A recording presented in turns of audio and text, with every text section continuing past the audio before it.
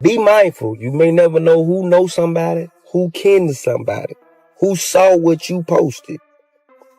Because you gonna have to stand on business. Ross, big homie.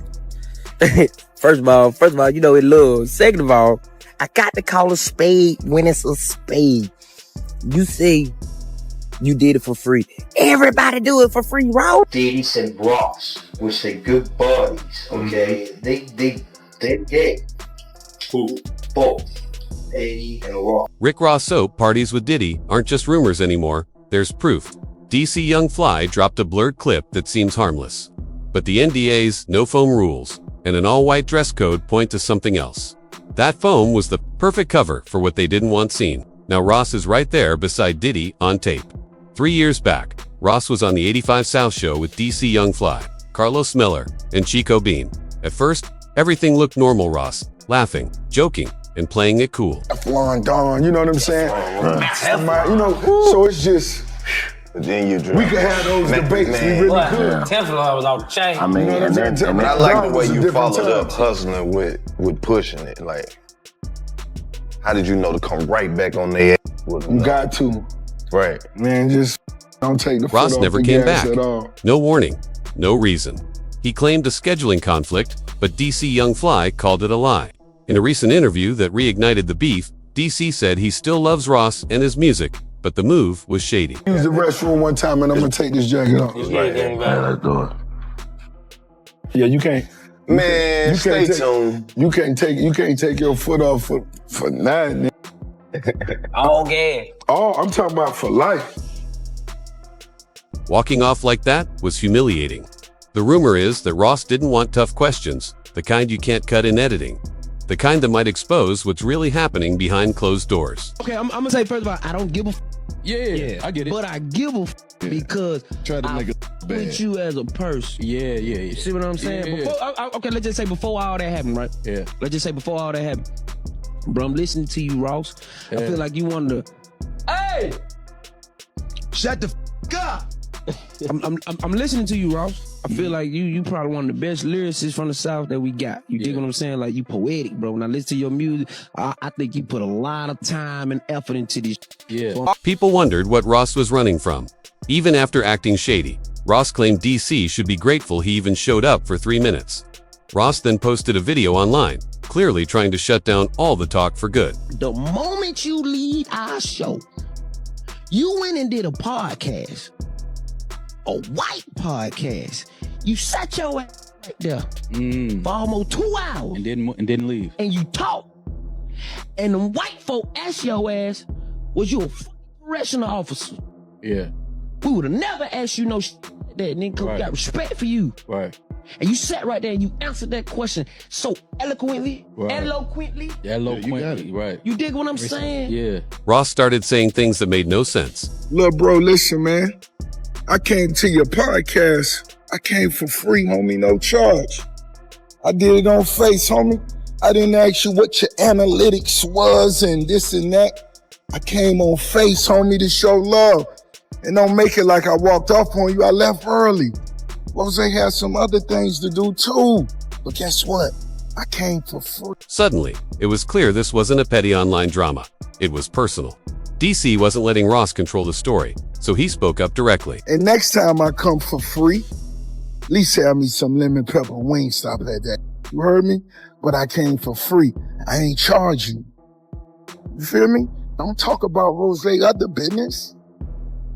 I came and did that for free. And what is the analytics? How the show doing anyway, man? I'll come back on it and when I'm gonna walk off that the next time and this bitch say, Rose, was I doing? Of course not. Ross claimed he didn't get lemon pepper wings, but DC fired back. Ross, big homie. First of all, you know it love. Second of all, I got to call a spade when it's a spade. You say you did it for free. Everybody do it for free, Ross. You ain't the only nigga who did it for free. T.I. do it for free. Busta Rhymes did it for free. Snoop Dogg did it for free. Everybody who sat on that couch do it for free. There were 200 in the back. Ross just didn't stick around. Now, that wasn't the biggest moment. Now, that's one of the viral moments, but Boosie episode 8 million. Got Country Wayne, shit like 6-7 million. Like, we do numbers, we do analytics. Our analytics, we was the biggest before you came, and we was the biggest afterwards. So you always got room to come back to be on the biggest podcast in the world, correct? You dig what I'm saying? But when you call a spade, it get hot. The question became, why did Ross vanish? Rumors linked him to Diddy beyond music, with some saying it went much deeper. When Ross pulled back from certain ties, people started asking why. DC then dropped a blurred clip of a foam-covered, all-white, private party at Ross Promised Land estate. Guests signed NDAs, phones were taken, and thick soap clouds covered everything. The timing raised eyebrows. DC posted it right after Ross typed another pool party for August 2nd, claiming DC would attend. But you didn't eat it. And we respect when shit to do, bro. Just tell us as soon as you come in, hey, little homies, I got an hour.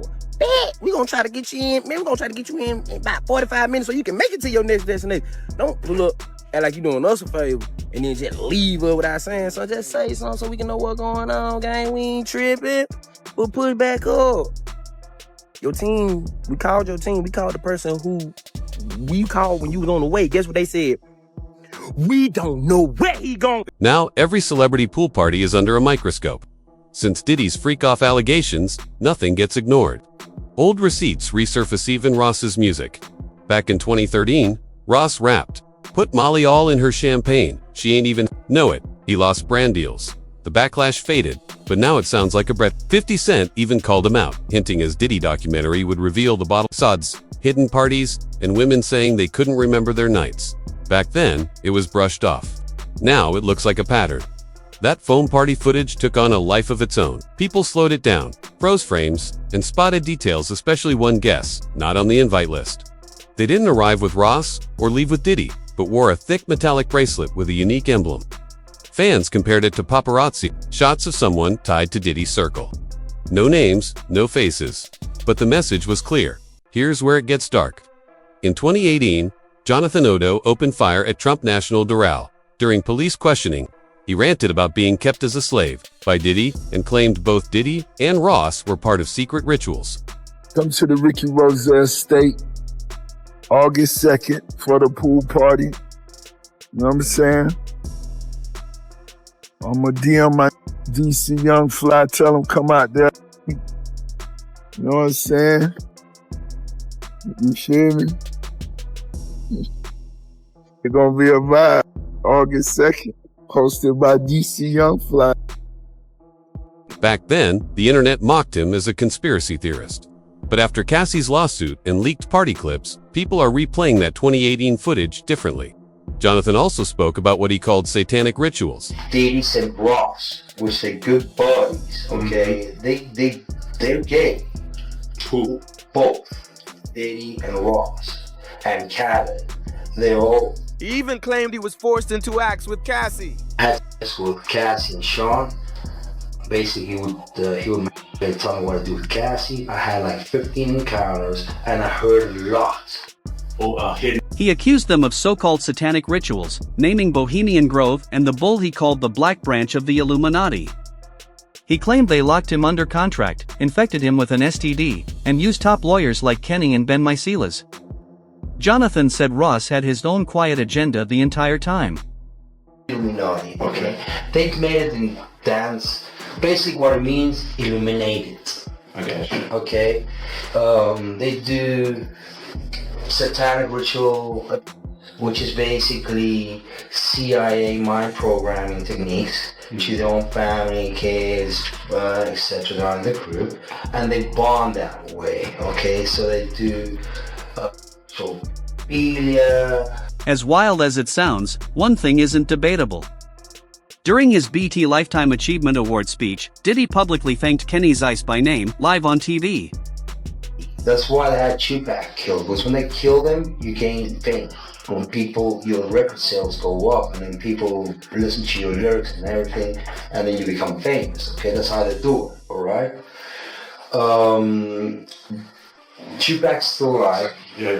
He's in Cuba. Basically, what happens is following.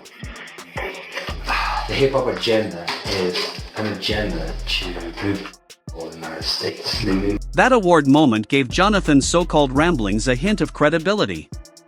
Every major thing he claimed, rituals, NDAs, tapes, Cassie, secret parties, is being confirmed one by one from unrelated sources.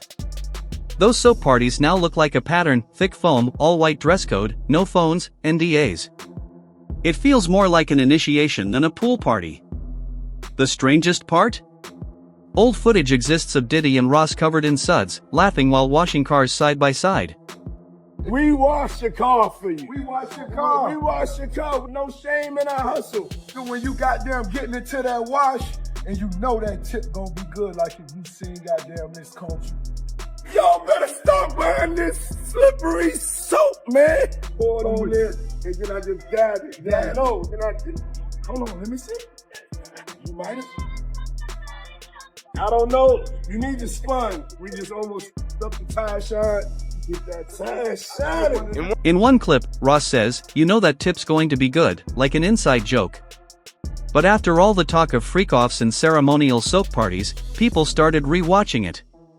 When DC dropped the blurred foam party clip, it felt like a shot fired. Then it got messy.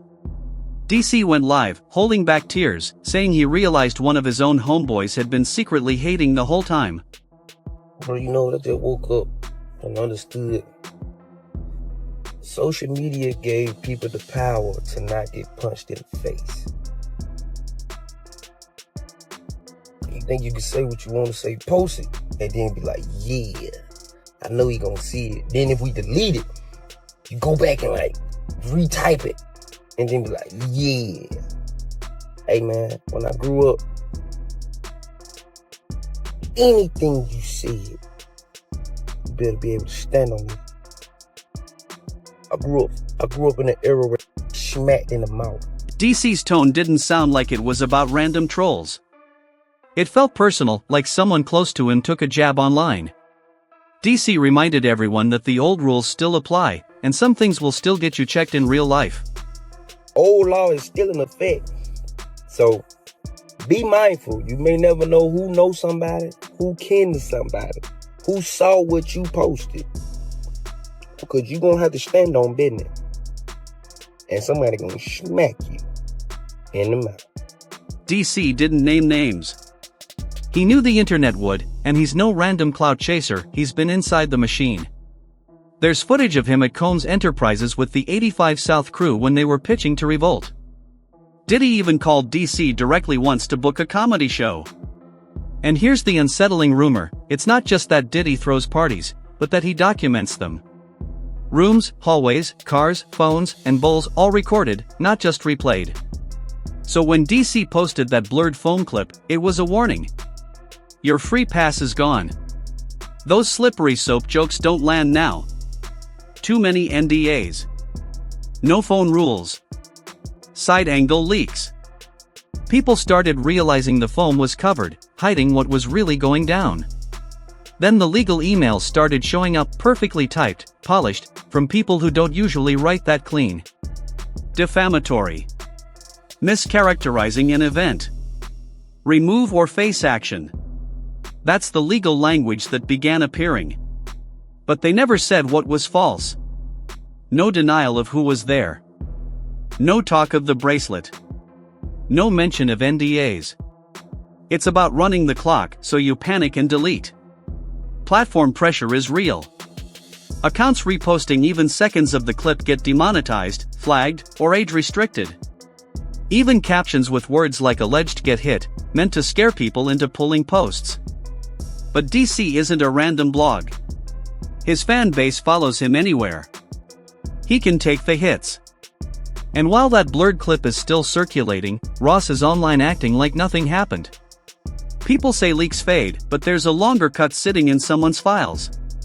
If it ever drops, it won't just show phones. It'll show exactly who stood where.